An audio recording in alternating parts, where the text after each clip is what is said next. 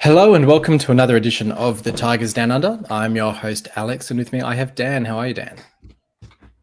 Yeah, look, I'm pretty good. It's hard not to be feeling good after two, really good wins against tough opposition where we probably weren't expecting to get 6 points. So I'm feeling pretty good.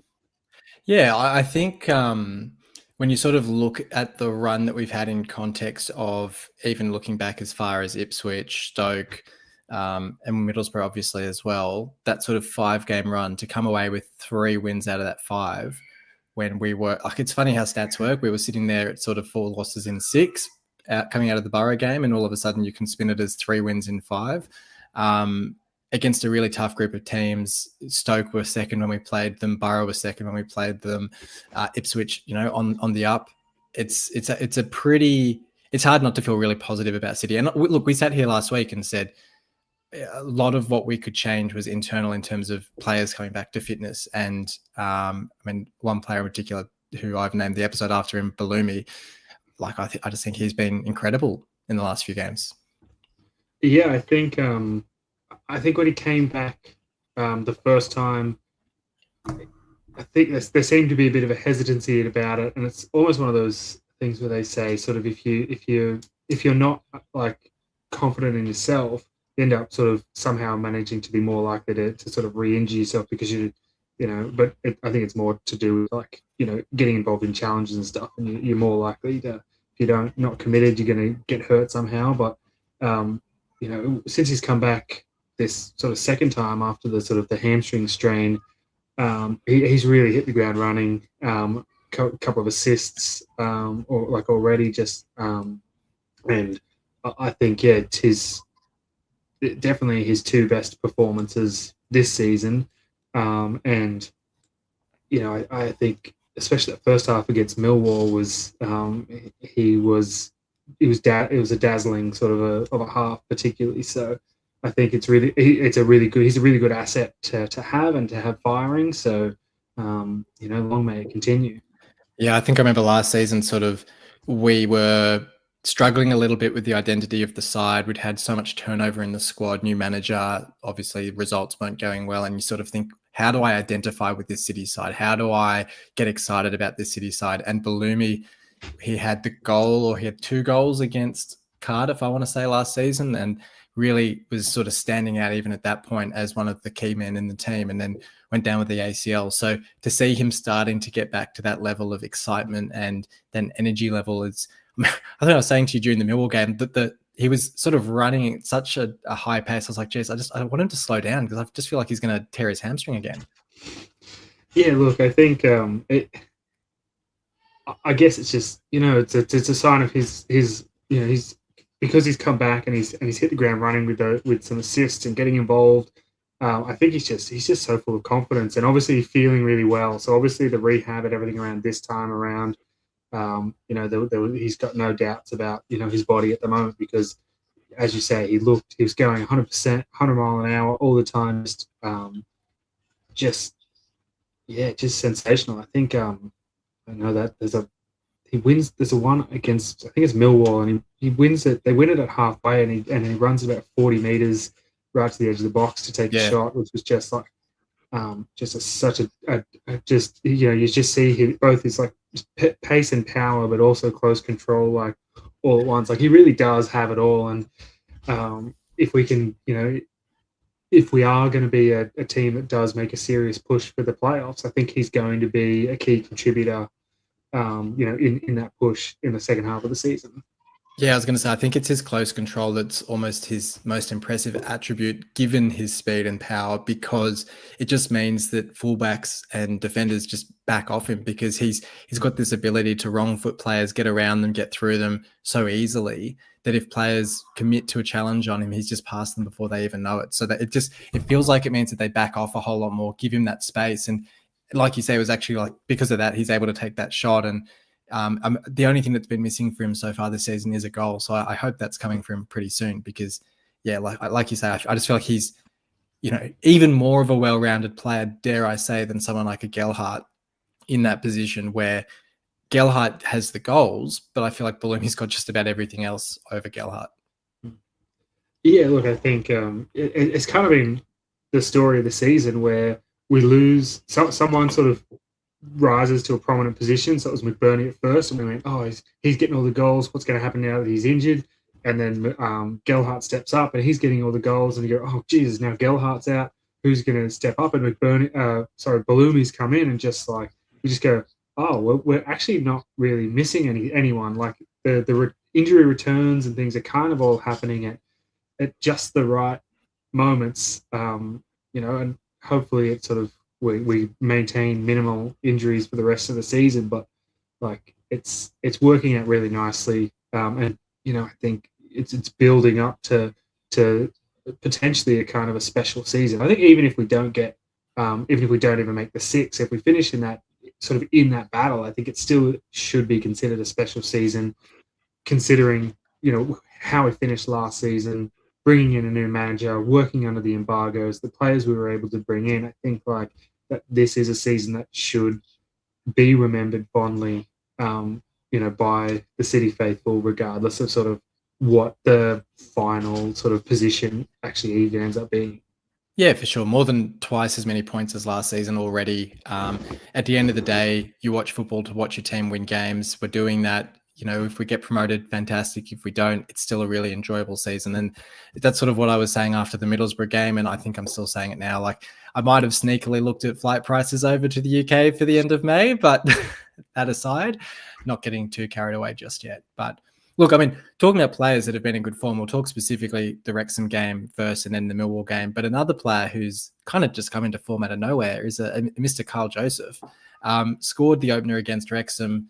You could say fortuitously, sort of deflects in off the keeper. But as we'll then talk about with the Millwall game, he's now starting to find himself in those right spots at the right time. And it's as if he's, whether it's McBurnie, whether it's Jakirovic, whether it's whoever, teaching him or encouraging him to get into the right places in the box and make those runs at the right time. Yeah, I think he's been just like steadily building on his involvements throughout the season. I think like he's always had the work rate, and he sort of had that sort of maybe being the sort of the thing that defends him from having been benched or something like that more often than maybe he would have. Did he not, without sort of goals and assists? But I think his efforts off the ball has sort of protected him maybe a little bit, and that exposure to the championship, that extended playing time, all of those things are working in his favor, and it's sort of that faith rewarded. We now get to see, this young striker who maybe we overpaid for, maybe whatever, who's come in, who's now, 6 goals in, which what will be his first full season in the championship. As many as Pedro. It's not actually that bad, and we're only like halfway through. I think. I know it felt like maybe the first 10 games or whatever, where he didn't sort of get anything. You were going, oh, is he ever going to get off the mark? It just feels like, it's the sort of maybe the same old, but he's, as you say, he's now getting in those right positions, getting some nice goals, and and a bit of everything as well. Certainly, I think of his 6, maybe 3 or 4 have been sort of in the 6-yard box sort of tap-ins. But there's that the header off the corner a few weeks ago as well. Like he's showing that he's got a bit of everything as well. So I think he's a player that maybe surprised me. It is surprising me, but in like the best way possible. I think you look at I think the most impressive thing about all of this, despite Joseph's sort of now like nice little patch of form, is that you've got Gelhardt on 10, McBurnie on 8, Joseph on 6. The assist chart still, like you've got all of these really big contributors, and I think when you're going to have. If you're going to have one of those, sort of special seasons, you need that. You need a number of players all chipping in really important ways. And I think, even other guys, in this Wrexham game, particularly, JB came in from the start, Slater in the middle again. I think those two especially were great. Yeah, Slater's been awesome. The commentators were saying, like, we went into that game, Wrexham 9 games unbeaten, talking about them, how effective their midfield had been in closing down opposition space and all of this, and it just felt like Slater and JB worked their socks off. Were basically doing what Wrexham wanted to do, shutting them down, winning the ball, transitioning really well, and I thought they were both sensational in the game against Wrexham. Yeah, and actually, just on the topic of goal scorers, I saw a pretty wild stat that if McBurnie was to score 2 goals against West Brom this weekend, it'd be the first time we've had 2 players on 10 or more league goals since like the 60s. Like 10 or more goals before Christmas. Yeah. It's pretty wild. But yeah, no, look, on Wrexham, we've been talking for a few weeks about, the side not having that sort of complete performance. And I thought that Wrexham was just about our most complete performance before perhaps the Millwall game, which I thought was also really a complete performance. But you look at the fact that outside of, Moore had that reasonably, or I say it was a good chance early on after Crooks sort of miscontrolled that pass from Coyle. But outside of that, and then the penalty, which was, I don't know, I don't think it was even particularly well hit as a penalty, but well saved by Panda. It just felt like it was a game that we always were in control of. Yeah, I think you're absolutely right. It was definitely, our most complete, most 90-minute performance that we've put together this season. As you say, a little bit of fortune, but I think sometimes you just need that little bit of luck, and I think those moments when they go your way, give you that extra little bit of confidence where you just go, okay, this is a day where things might be falling in our favor.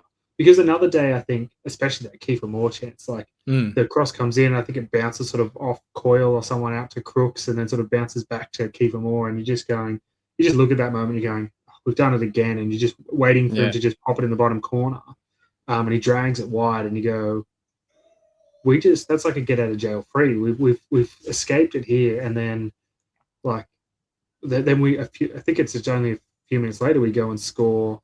I think Joseph scores the first goal, not too long after that. It was, Wrexham had a little bit of pressure early on. We managed to withstand it. We go and score. The pen save, I agree. I don't think it was the best hit pen ever, but I think Panda said afterwards, credit to the goalkeeping coaches and stuff, they'd done their homework. They looked at where they'd been taking their penalties, and he even said he didn't hit it great, but he had to go the right way and save it. So, but did you he'd hear already made his decision super early or something, I think, as well. And it looked like on the replays. But it was interesting because apparently what Panda said was that Moore always goes to the other side. So he was like, oh, he always goes to the other side, so I reckon he'll go this way. And I'm like, it's a really weird logic, but it worked out. But I was just like, that's a really brave thing to do, because you'd normally think if he always goes to that side, probably go that way. But no, that worked out for him. And then obviously, McBurnie comes off the bench 3 minutes after coming off the bench. He and Giles just link up like they've never been apart. Yeah, it was, I think we were all excited, obviously, to see McBurnie get back on the park. And I could not believe how quickly he just hit the ground running. I thought, calf injury or whatever, he'd been out for a little while, and I thought, he might take a game or two to get going, but it's all right because we're in the lead. It's not like we're desperate for a goal.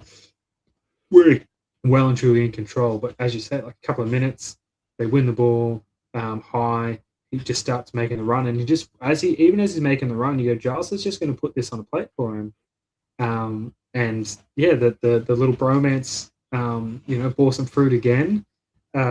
So just, I think it was such a great performance. I think everyone, it's one of those games everyone was so strong and did their job so well that it's probably hard. It's probably could be a game where we have very different votes as well. I think I think you could probably pick out almost anyone. I think the other key thing is the clean sheet. When you look at these two games after the three before, where we copped 8 goals or something in 3 games, and scored 3. We've gone 5-1, scored 5, conceded 1 in these two, fixtures. So I think that's a really this was a bit of the Wrexham game's a bit of a statement, a bit of a landmark, really, a really strong, clean sheet, strong victory. So, I was pretty happy with it. Yeah, last comment, and then we'll do the votes, was involved in that goal as well was Liam Miller coming off the bench. And I just feel like him and Giles down that left-hand side, as much as having Miller and Belloumi on each wing and sort of stretching defenses that way, I think as well, having both Miller and Giles where you kind of go, either it's Miller making the run or it's, Miller might get held up by the fullback and then Giles is making the overlapping run and it's Giles who gets through and whips across in. And it's sort of like you can stop one, but you can't really stop both of them. So, I thought he also contributed to that McBurnie goal as well and had a really awesome cameo off the bench. Yeah, I mean, the other thing, I guess, to the same point, like, it's kind of the same on the other side, but maybe not to the same extent, but with Coyle as well. You know that Coyle's always going to get down that right-hand side and offer either the overlap or the drop back, because I think it's is it the third goal? Yeah, against Millwall. The third goal against Millwall, yeah, that like it drops back to Coyle and he whips it in and McBurnie heads it away. So I think that the way that the fullbacks work in our system that Jakirovic has them going, I think is obviously really, really dangerous. Definitely. All right. Well, I'll get your votes for the Wrexham game and then we can talk Millwall. Right. So I went 3 points to Slater because I think he was just everywhere and was just so influential in controlling the midfield. And I gave 2 points to GAV because I really couldn't really split them. I thought it was by far his best performance in a City shirt. Definitely. And I gave a point to McBurnie just because the return from injury was marked with a goal. Just couldn't top it. I reckon this is the first time this season that we've had 3 different players for our votes, which is pretty cool. Because I went 3 votes for Belloumi. I thought, what was it? I think this is his first start back. Was just terrific from the start. His movement to win the ball and then get up the field to play the ball in for Joseph's opener was fantastic. And I thought he was terrific in that right wing role. Panda 2 votes for the penalty save. I thought terrific from him as well. Keeping the clean sheet, making a couple of saves, but largely having like a pretty controlled game back there. And then 1 vote I went Giles because I thought Giles down that left-hand side playing really well. Doesn't, I don't think, get enough reward and recognition in our votes, I think, because he's having such a consistent season, which is really strange after the way he started his City career, because he's just playing so well, but he's playing so consistently that it's almost like, oh, that's just what we expect of him. And it's like, well, this is a lot more than we got out of him the last 2 seasons. So a bit of recognition for him as well with the assist for McBurnie. So it's nice. We've got the 1 votes for Giles and McBurnie between us is a nice parallel. All right. Well, let's talk Millwall, which talking about Panda, I thought like he, in the first 5 minutes of this game, really kept us in it. And it was sort of reminiscent of the QPR game last season where 5-10 minutes into the game, he's made sort of 3 or 4 really big saves to kind of keep the score at 0-0 and put us on our way to getting a couple of goals ourselves. Yeah, look, I think Millwall really came out of the blocks hard, and they sort of established a little foothold for the first 5 minutes, and similar to the Wrexham game, we were sort of under pressure, and then we transition and we score. But I think they had some. I think there was I think within the first few minutes he's tipped one around the post and then made sort of a triple save or a double save and a tackle or something, and and then I think it might even be off sort of the next corner or something that we then sort of almost transition out, and Joseph gets the first goal. It was such a wild opening period to the game. Within the first 5 minutes, I was worried about where it was going, and then sort of from 6 minutes on, I was excited about where it was going. So it was a bit crazy, but I think again, like our strength is in transition moments. I know it has been our weakness at times this season as well, but I think we're getting better at managing the transitions defensively, while also maintaining our threat in transitions. And I think when you bring guys, when you've got Millar, when you've got Belloumi, Giles, Joseph, Crooks as well, I think is really good in those moments. Like all of these really quality players who are working in transition. I just think, it's almost inevitable that we're going to score, in one of those moments. So, But I thought this was a game that was, again, like a really, really strong performance, where again we got that little bit of luck at moments. I think the second half with Millar, we should have probably been a red card with a second yellow. Like he got the yellow for dissent or whatever, or I think it's the professional the foul. drag. Sorry, Yeah. But then like not 2 minutes later gets called offside, chucks a little wobbly and boots the ball down that and by the letter of the law, Yes. it's a second yellow. Yes. I think it's one of those ones where if you're a Millwall fan, I fully understand why you are irate that it is not a second yellow on a red card. But as a neutral or as a City fan, I think you also kind of, to an extent, applaud the ref for showing a little bit of restraint. They're like a little bit of what's the word? Anyway, For me, there's a difference. Look, I fully accept by the letter of the law, it is probably a second yellow. For me, there's a big difference between him delaying the restart. So if like a Millwall player wanted to get the ball for a quick restart and he's kicked the ball away and he's stopped them from restarting play, that for me is very clearly a yellow card. For me, when it's more out of frustration, he's like, oh, look, I've just tried to get through and I'm like, far out, I can't get there. He's kicked it away out of frustration, not with an intent to delay the restart. I'm kind of like with you. I'm like, if it was another team, I'd probably be like, oh, look, do you really want a game impacted because of that sort of moment where there's not really the intent? There's not really, like I say, like he's not kicking it away from a Millwall player, trying to restart play or anything like that. But I completely accept that the Millwall fans will have been really frustrated with that as a result, because you see those given all the time and you see them given. So you could fairly expect it in that circumstance. So I think the thing that saved him is that sorry to interrupt, is that we weren't actually further down the pitch, because I think like when it's that offside, then they take a shot at goal or something anyway. That those are the ones where the refs seem to want to like pull them back on, but because it was so far away and he I don't know, it was just a strange one. So that one, because it was in the sort of the middle third of the pitch, that we weren't in an attacking zone or whatever, and so it wasn't like as you say, like it's not like the keeper's just going to be able to grab the ball, put it down, and kick it. It's sort of like someone from has to come over, get the ball, and sort of set up for it anyway. But yeah, I still think that we were a little bit lucky there. Yeah, but then I think Millwall, even with that, they then Aziz, just silly and petulant with his sort of action on Joseph after what just seemed like a bit of an innocuous tangle. They sort of both went down. They both sort of tried to get up. They still had a hold of each other, and then he gets up and it's a very deliberate sort of kick back at Joseph. And the Millwall fans saying, "Oh, he was clutching his head." I was like, I don't think he was clutching his head. I think he was curled over because he's been kicked in the balls.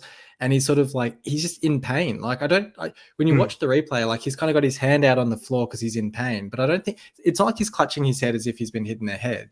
So all these claims that Joseph's sort of just staging it or whatever, I'm like, no, he's very clearly gets kicked.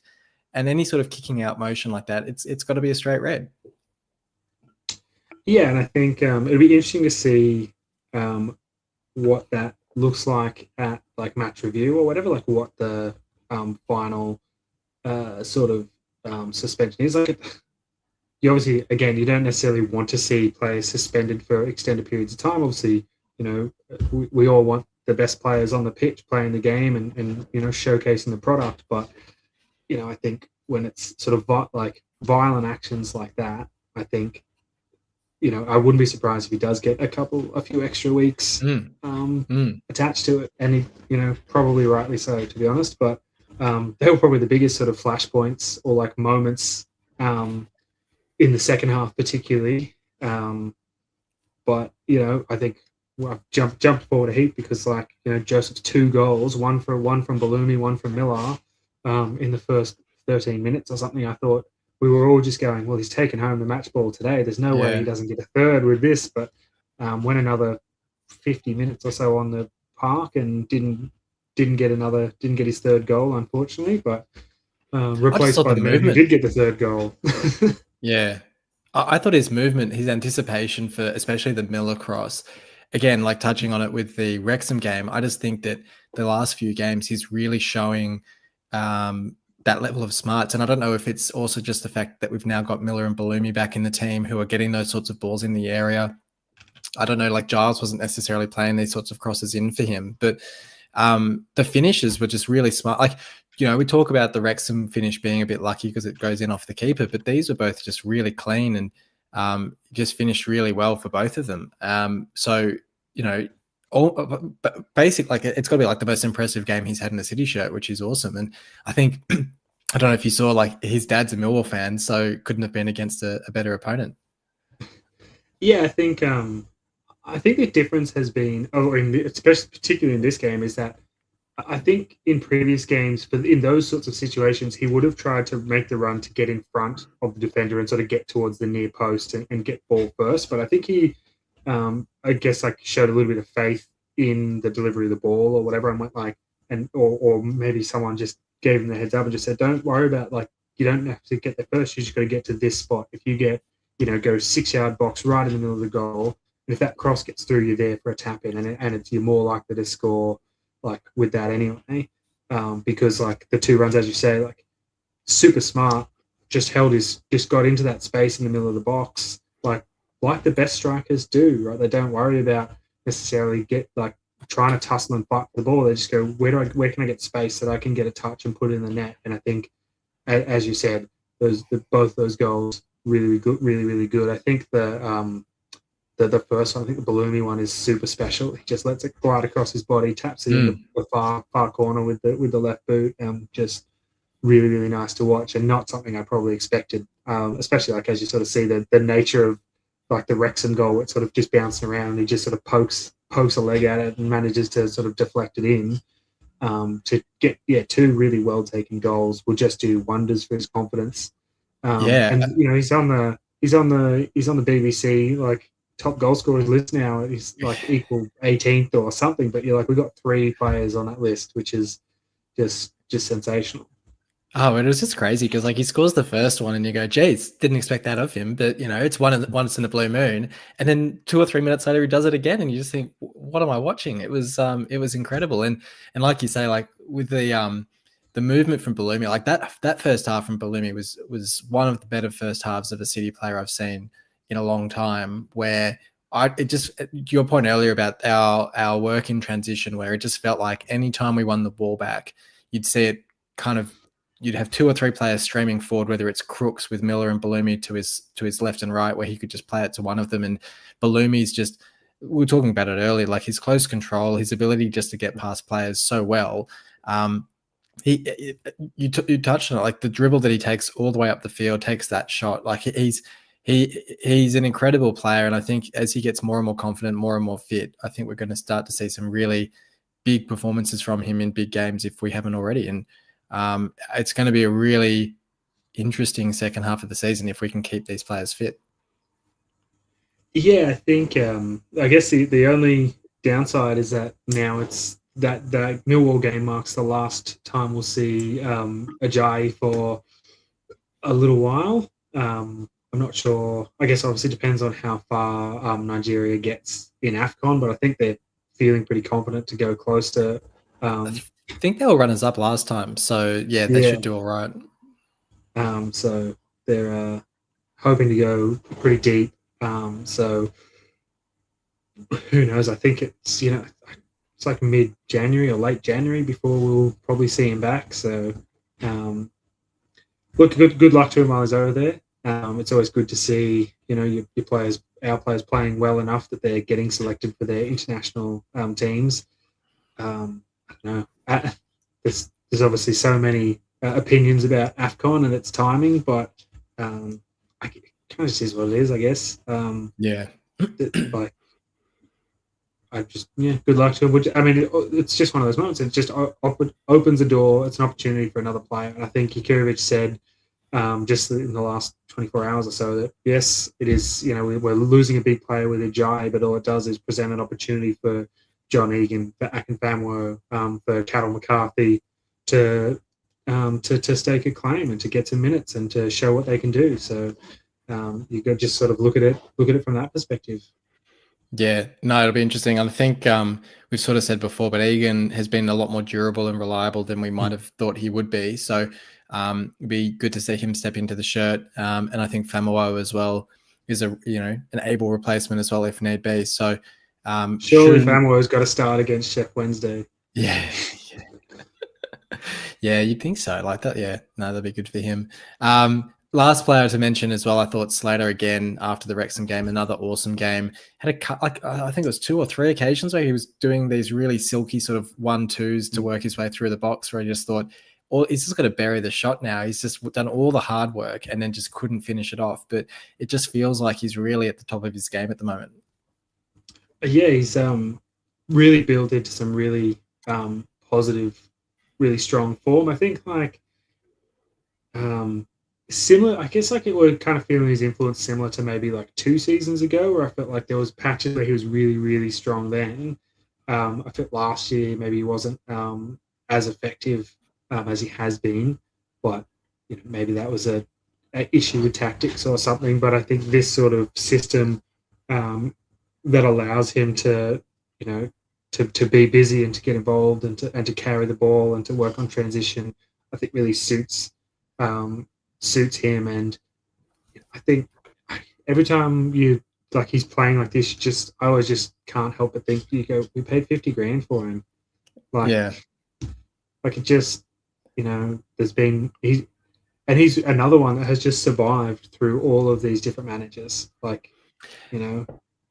Oh, it's crazy. I sort of look at the fact that I've been supporting City since 2008. And I mean, stats aren't everything, but in terms of players that have played the most games that I've seen in a City shirt. So El Mohammadi is right up there, but both Coyle and Slater aren't that far behind. And so then when you think in terms of quote unquote City legends, yes, you've got your Ashbys and your Windasses and everyone else, but you have to think in terms of modern day players that have been through a lot of eras of this club. League One, promotion into the Championship, survived, the end of the Alum era, survived the sort of the Shotter revolution and Ajun spending all of that money to start off with, came through the Rossini promotion push, came through the sort of rebirth under Volta.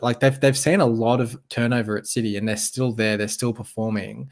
200 plus games at a club is nothing to be sniffed at. And I think Slater, it's a funny one because I feel like Slater is very, he's like that David Myler. He's like that Ian Ashby, where everyone kind of looks at him and you go, well, if we want to become a better club, you've got to replace him. You've got to upgrade him. But he just hangs around and he perseveres. He's durable. He's always available. He can play in a number of roles and he's just reliable. Yeah, I think he's going to be an interesting one or continue. I mean, he's obviously been such a good servant already, but if we were to get promotion, it's obviously it's a very small sort of chance. But if we did, then you go, what happens to someone like Slater? Because obviously those calls are going to come out again and go, oh, well, he might be good enough for the Championship, but he's not good enough for the Premier League. And you go, but he's done so much. Surely someone just goes, give him a go, see what happens. I look at Luke O'Nien at Sunderland, who has been at that club for ages, and I think he played his first Premier League game for them. Might have been last week, and ironically, I think he got a red card in the last minute against Man City. But he to me is almost like the same sort of mode as a Regan Slater, where you go, he's just someone who, if you're in a relegation fight or if you're, just backs against the wall looking to get a point, or if you're playing in a derby game like Sunderland played Newcastle, I think it was O'Nien that gave the speech before the game. And you go, it's the situations like that where you go, someone like a Slater is actually still a really valuable resource to have around a club, even if we're at a level where he's not going to be starting most games. So yes, I think that's a long way off, but you would have said the same thing about Myler. You would have said the same about Ashby back in the day, where you go, well, can they do it in the Premier League? And sure enough, they find their way into the team eventually. But look, I'll get your votes for this one, and then we can talk West Brom. So I wonder whether we've got three different players again. I dare say maybe not this one, but I've got 3 points to Belloumi. For this one, I thought I was kind of torn because you're right. I think he was great in both games, but I thought his first half, especially against Millwall, was just unreal, out of this world. So I got 3 points to Belloumi. I couldn't go past Joseph for a double. He actually almost snuck the 3 points, but I don't know. There's just some. I think the Belloumi assist and just his general involvement. Just he seemed to be like the man on the pitch who just his name just always seemed to be involved. So 2 points to Joseph, and I gave 1 point to Panda because I think if he didn't start the game the way he did, I don't think we necessarily go on and carry on the way we did. Like if we cop that goal in one of those goals in the first few minutes, then I think it's a very different game. And I think he certainly would have been accused of starting slowly, and conceding some pretty cheap early goals. So I think he was instrumental, really, in allowing us to set the platform. Well, there you go. We've gone from having three completely different players to three players in the exact same position. So I went Belloumi for the three, Joseph for the two, and Panda for the one. So there you go. Talk about that. We didn't mention the McBurnie goal as well. I mean, 2 and 2 off the bench for him. I think Jakirovic said that maybe he'll just start him on the bench every week if he's going to keep scoring like this. That's we did actually touch on the goal before, but the coil cross in and then just the power header from McBurnie, and it feels like it's crazy to think he's working back to full fitness and he's already got 2 goals on the board. It's it's pretty remarkable. Yeah, I think I always think back to what he said, like at the beginning of the year, like when he was talking with Jakirovic and talking with his unit, it was like, what do you need from me? I need 15 goals from you or whatever. And he's like, yeah, right, I can do that. And then it's just like, he's actually like it feels like it was tongue in cheek at the time, like to an extent, but like he's actually he's going to get there. Like I've no doubt that he's going to reach those sorts of numbers. I'll get there by January at this rate, I reckon. They'll have to reset the target. I think I've got a sneaky $10 on him for Golden Boot. I was a bit nervous when he was out for sort of 8 or 9 games, but he's already right back in contention, which is good to see. But hey, look, we'll talk West Brom now to round things out. Talking of talking City legends, I don't know if I'd put Ryan Mason in that category necessarily, but player who played in the Premier League for us, had a really unfortunate end to his playing career against Chelsea in the Premier League, returns as a manager, which is really interesting because obviously Rossini's over in France, Miller's doing a bit in Ireland as well. Huddleston, I think, is an assistant at Birmingham, but not many ex-City players are really sort of prominent in the managerial field. So, it hasn't had the best of starts at West Brom, and you sort of hope that he can get it going after this weekend. But it's good to see. It's good to see a former City player in the dugout. Yeah, I think that was obviously like a tragic end to a playing career, the way that all unfolded. So I think it's good to see that he's been able to sort of redirect his shift his goalposts, I suppose, and sort of rebuild career, or maybe it's build his managerial career 10 years before he was expecting to, or whatever that looks like. But it's obviously good to see him having a crack. I think he was always a smart player, so it doesn't sort of surprise me that he sort of maybe has gone down this route. But as you say, he can continue. He can start building some positive form and work on keeping his job. Maybe in another week, leave this weekend for us to continue our good form. Yeah, and learned at the altar of Ange. So it's kind of funny that I think one of the big criticisms at West Brom so far has been the lack of goals. So it'll be interesting to see how it goes. I mean, it seems like in the last few games they've really opened the floodgates, I suppose, for goals. Like Hegebo 7 in 7, I think for them is probably the big worry up forward. But also the fact that I think we've only got 1 win in our last 11 against them is a pretty ridiculous stat. I think I saw. But then they've lost their last, I want to say 7 away games, I think. So a couple of quirky stats in this one that are sort of playing both ways for it. You touched on Ajayi being out for AFCON, so obviously at least one enforced change for us. The other big question, I suppose, is whether you bring McBurnie in from the start, but I just feel like with 3 goals in 2 games, you can't really bench Joseph, but maybe you can. I don't know. I think, to be honest, I think I'd probably just go, probably bring Egan in for Ajayi because I thought he was going okay before Hugh sort of came back in.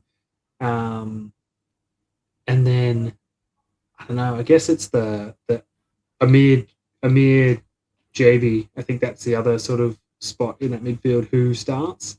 Because I don't think JB really did anything wrong against Wrexham, but lost his starting spot against Millwall. And then I don't necessarily think Amir had a pretty good game against Millwall, so could sort of go either way. But I think I'd really like to see JB get another go and another start. And with sort of the busy period, maybe rotating, just sort of keeping some of those midfielders rotating and keeping them fresh where we can. Sort of especially like those, I think like Slater and Crooks are kind of locked in at the moment. They're playing so well and so influential, but the third sort of pivot isn't quite nailed on. So I think if you just keep rotating, keep that last one fresh, I think that might be sort of the best way. But I'd probably start. I think I'd just start Joseph again in the number 9, bring McBurnie off the bench again after 60 minutes or so, and just, I think while everyone is scoring and everyone's in good form, I think there's no real need to rush him back in for the game into the start. I know the temptation is to go, Ollie McBurnie, Carl Joseph, and kind of weigh up their careers. But as you said, it's not like, McBurnie's come in and is in far superior form to what Joseph's in. I think while you've got players in form, you've got to try and play them as much as you can. The only other thing would be whether, you go Millar or Belloumi, whether you want to start them sort of 2 or 3 games in a row and you push Joseph out onto one of the wings again, and start McBurnie. But I probably wouldn't. I'd like to just see, Millar, Joseph, Belloumi, and then McBurnie off the bench. But that's just me. It's sort of a quirk of the festive fixturing where we've got this game this weekend and then there's a whole week till the next game. So it's not as if we have a game every 3 days in that sense. Or is it Friday? No, I think it's Saturday next week as well. So there's a bit of a rest. So I'd be curious, and it's also obviously against Sheffield Wednesday. So you've kind of got the added element there that you could arguably start McBurnie in this one and then rest him against Wednesday potentially. But and so actually to your point, I think that would actually make a lot of sense, was maybe you start Millar on the bench, Joseph on the wing, McBurnie up forward, something like that, and rest the wingers a little bit that way. But otherwise, maybe just, Egan in for Ajayi seems like the most sensible change. Maybe it's, JB, Slater, and Crooks again in midfield seem to work well against Wrexham. So maybe you just revert back to that. But I thought, Hadjimatovic was reasonable against Millwall as well. So it's funny because it just seems it's almost opponent dependent, and I can't quite pick what it is that they looked so poor against Middlesbrough, but then looked so dominant against Wrexham and again against Millwall. Granted, Millwall have a lot of injuries through that central midfield role, but it just seemed to work a whole lot better against Wrexham, for instance. Score-wise, I don't know. I just can't help but back us for another win, but I'll just go the typical 2-1 score, and I think that just seems to be my standard prediction at the moment.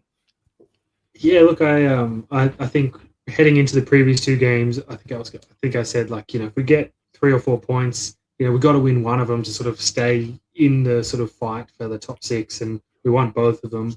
I was targeting these ones as 6 points. I think in the chat, someone said, like, you got to get 4 points from these as a minimum. And I said, no, I think it's 6 points as a minimum from West Brom and Sheff Wednesday. So I think, especially off the back of those 2 really strong performances against 2 really strong opponents, not that West Brom's not still going to propose a challenge, but I can't see anything but a City win, which is probably I've probably put the mocker on us, but I'm going to go for a 2-0. Back us for a clean sheet. We just had the Christmas break over in Dublin, so maybe the players have all been on the piss and will struggle in this one. But no, fingers crossed we make it 3 from 3. And I think, if we can get the 6 points from these 2 games, it really starts to cement us in that sort of top 6 position. And Borough, Stoke, a few other tougher challenges, ahead in the new year. If we can start to bank some points now, I think that puts us in a really strong position. So, look, fingers crossed we can do that. Look, thank you for joining me on this one, Dan. No worries. We'll probably be back for one more episode before the Christmas period. So we will see you back just about this time next week after the West Brom game. And until then, come on, City.